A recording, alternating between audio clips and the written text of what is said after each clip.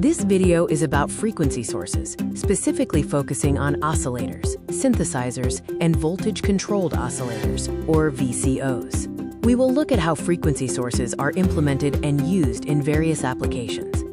Frequency sources perform several important functions, including serving as local oscillators for up and down conversion and forming parts of FM and IQ modulators and demodulators. They also help in parameter measurements and produce timing clocks for sampling. A wide range of devices are used to build oscillators, achieving different maximum operating frequencies.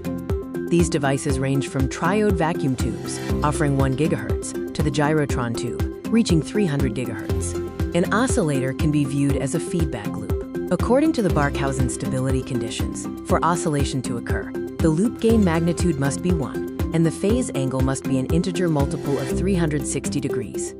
Here we see an example of an oscillator circuit implemented as an amplifier in resonance, showing the basic components and configuration. The Hartley oscillator achieves variable frequency by utilizing inductive coupling with 2 coils and a capacitor.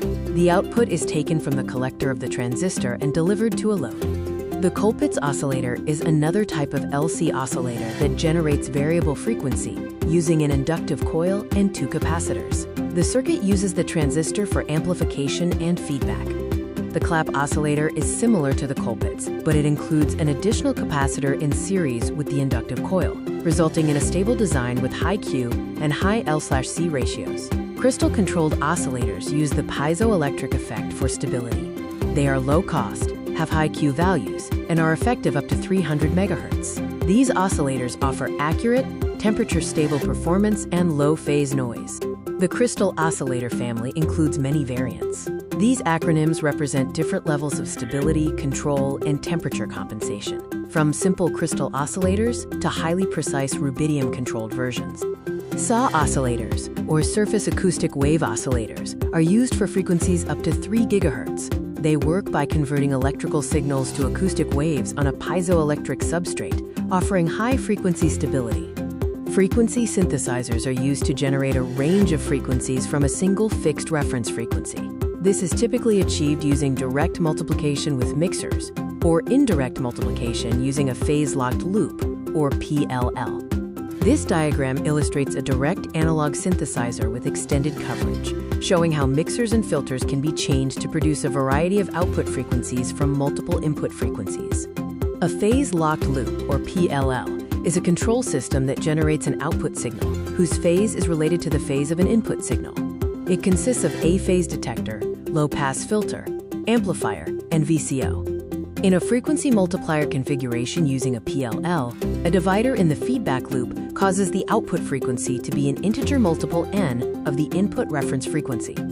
This is a block diagram of a frequency synthesizer capable of generating 25 frequencies between 340 and 780 MHz using 2 independent phase-locked loops. A voltage-controlled oscillator, or VCO, is an electronic oscillator designed to be controlled in oscillation frequency by a voltage input. They are compact, reliable, and available in various frequency ranges, as shown in these examples. The VCO functions as an FM modulator and is widely used in phase-locked loops and synthesizers across all frequency bands.